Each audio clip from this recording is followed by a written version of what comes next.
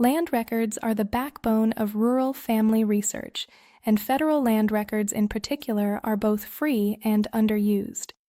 The Bureau of Land Management maintains a searchable database of original land patents covering the public land states, letting you find the exact parcel a family first acquired.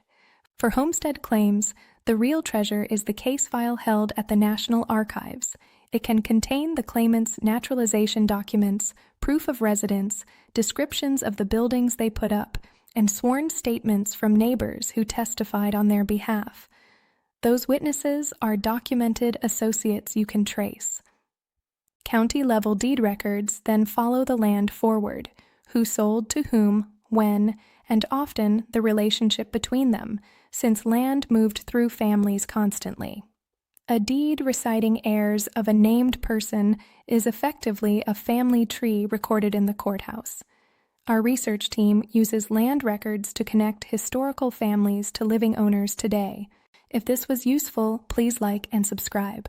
Order at peoplelocator skiptracing.com.